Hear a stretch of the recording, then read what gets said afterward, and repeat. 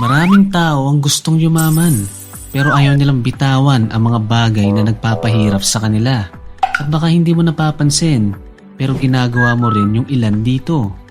Sa video na to ay babahagi kong 10 dapat mong alisin kung ayaw mong maghirap.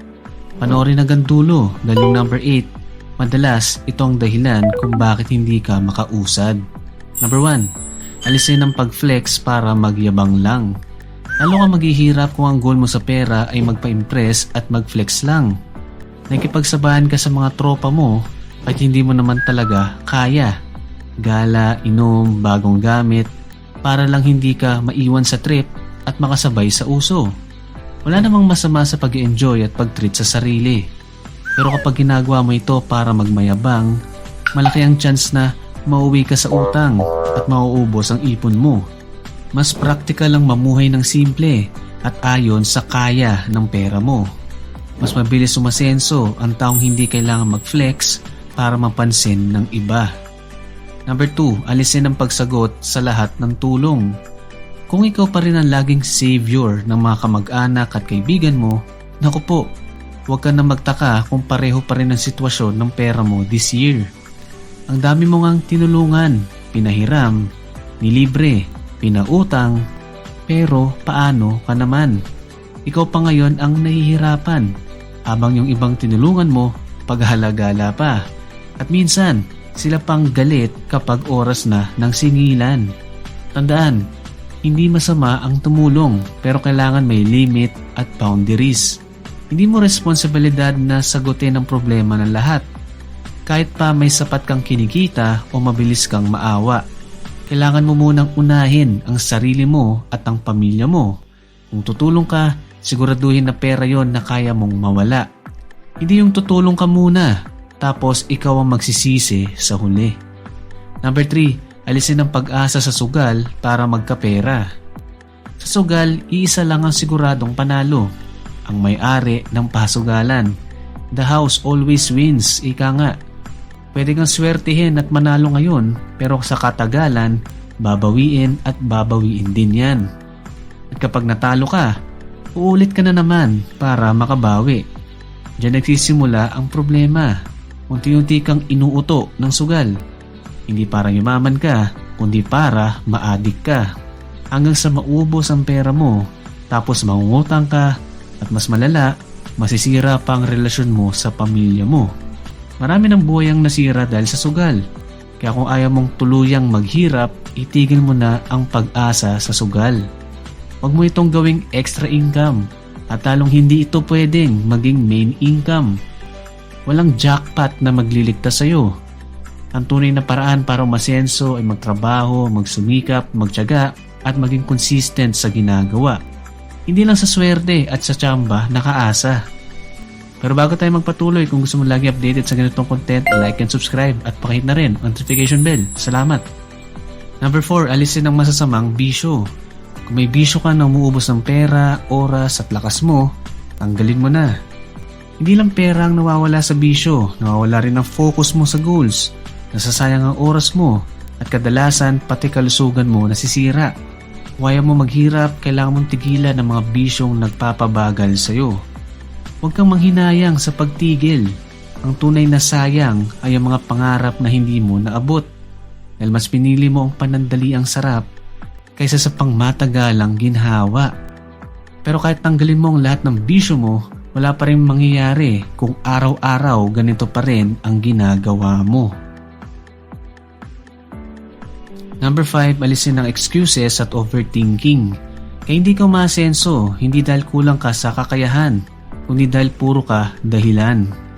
Kapag may opportunity, ang sinasabi mo, busy ako, mahirap yan, makamalugi, hindi ako magaling, hindi ako matalino, hindi ako nakagraduate, matanda na ako. Habang iniisip at sinasabi mo lahat ng excuses, may ibang tao nang kumikilos dito. Kaya minsan, ikaw na mismo ang umaharang sa sarili mo. Pero real talk, lahat ng yan ay palusot lang at overthinking. May mga taong mas kulang ang pera, mas kulang ang koneksyon, mas mahirap ang pinanggalingan. Pero umasenso dahil kumilos sila kahit natatakot. Hindi mo kailangan maging handa bago magsimula. Kailangan mo lang magsimula para maging handa. Kaya tanong ko sa iyo ngayon, kung aalisin lahat ng excuses mo, ano na lang ang matitira? Hindi ba action na lang? Kaya huwag kang mag-hesitate, kumilos ka na. Number 6, alisin ang procrastination. Ang isa sa pinakamalaking kalaban ng pag-asenso ay procrastination. Hindi ka uusad kung lagi mong ipinagpapaliban ang mga dapat gawin. Isipin mo to, kung pati simpleng gawain tulad ng pag-ayos ng kama, paghuhugas ng pinggan o pag-asikaso ng maliliit na task ay pinagpapaliban mo, paano pa kaya yung mga importanteng bagay na pwedeng magpabago ng buhay mo? Madalas, nasa harap na natin ang opportunity. May oras ka, may paraan, minsan may tutulong pa. Pero hindi pa rin natin ginagawa dahil bukas na lang yan. At kapag nasanay ka sa pagpapaliban, nagiging cycle na yan. Higa, scroll, kain, mamaya na lang. Hanggang sa lumipas sa mga araw, buwan at taon na walang nangyari sa buhay mo kasi puro ka mamaya. Kung gusto mong masenso, kailangan mong kumilos kahit hindi ka ganado. Kailangan ng effort, kailangan ng sacrifice. Hindi lahat ng araw motivated ka, pero araw-araw may dapat gawin. Isang simpleng rule ang pwede mong tandaan, the 10-minute rule. Kung may bagay kang kayang simulan o tapusin sa loob ng 10 minutes, gawin mo na agad. Number 7, alisin ang pagiging kampante sa kinikita. Itong isa sa pinakatahimik pero pinakadelikadong dahilan kung bakit hindi ka umaasenso. May mga tao na konting ginhawa lang ang maranasan, konting increase sa sweldo, konting kita sa negosyo, konting comfort. Pakiramdam nila, okay na to. Pero ang totoo, hindi ka tumigil dahil kontento ka. Tumigil ka dahil naging komportable ka. Magkaiba ang pagiging kontento at pagiging complacent. Kapag kontento ka, grateful ka sa kung anong meron ka. Pero tuloy ka pa rin sa pag-level up. Kapag complacent ka naman, alam mong kaya mo pang umangat, pero pinipili mong wag na lang mag-effort. Ito yung mindset na pwede na yan. Ganon din naman sahod. Okay na to, wag na magpakahirap. Pero dati napansin ko sa trabaho, yung mga mabilis ma-promote, hindi naman dahil sip-sip, kundi dahil may effort, may paki sa ginagawa at may drive. Wala namang masama na magpahinga. Walang masama na mag-relax. Pero kung alam mong kaya mo pang itaas ang level mo at hindi mo ginagawa, yan ang dapat mong alisin ngayon. Huwag makampante sa kinikita. Posibleng mawala yan anumang oras. Kaya walang masama na maghanap din ng other source of income. At kung akala mo pagiging kampante lang ang problema, yung susunod, mas nakapagpahirap pa pala. Number 8, alisin ang katamaran sa pag-aaral at pag-upgrade ng skills. Hindi ka asenso kung tinatamad kang mag-aral. O ayaw mo magbasa, ayaw mo manood ng videos o tutorials, ayaw mo matuto ng bagong skill. Huwag ka nang magtaka kung pareho pa rin ang income mo taon-taon.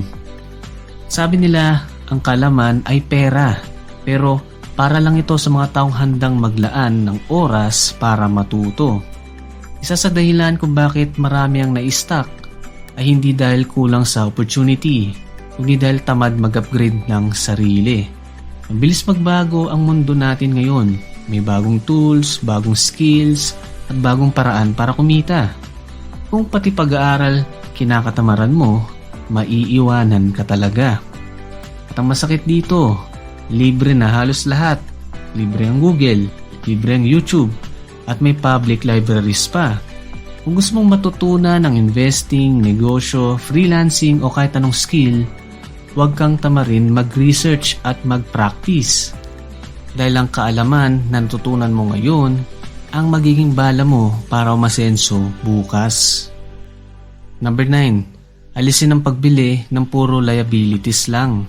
Ang mga umaasenso, inuuna ang assets, mga bagay na nagpapasok ng pera o tumataas ang value sa paglipas ng panahon.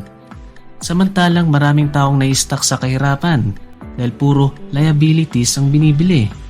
Mga gamit na gastos lang, hindi kumikita, at mabilis pang bumaba ang value.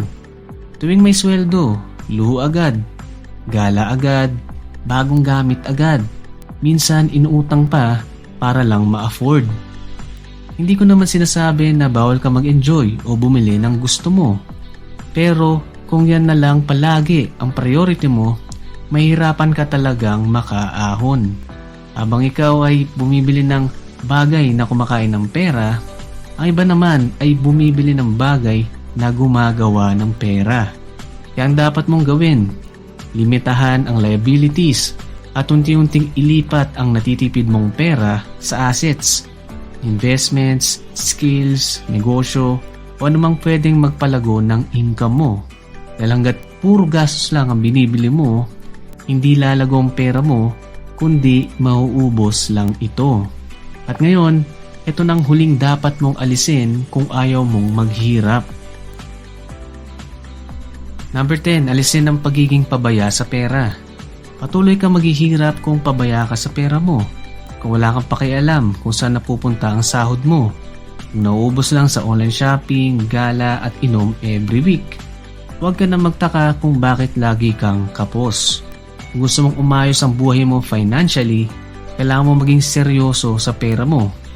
Ibig sabihin nito, matutong mag-ipon kahit paunti-unti. Mag-build ng emergency fund na at least 3 months ng expenses. Iwasan ang pag-utang para sa luho at bisyo. I-track kung saan napupunta ang bawat piso. At kapag may extra ka na, gamitin mo ito para palaguin, hindi para sayangin. Pwedeng sa high interest savings, legit investments o maliit na negosyo na kaya mong i-manage at naiintindihan mo. Bottom line, kapag inayos mo ang pagtrato mo sa pera, doon pa lang magsisimulang umayos ang buhay mo. Ilan lamang ito sa mga dapat mong alisin para magbago ang buhay mo this year. At kung gusto mo pa ng matinding pagbabago, alamin ang number 1 rule ng mayayaman na hindi mo ginagawa. Panoorin mo na itong susunod na video sa iyong screen. Click mo na. Watch now.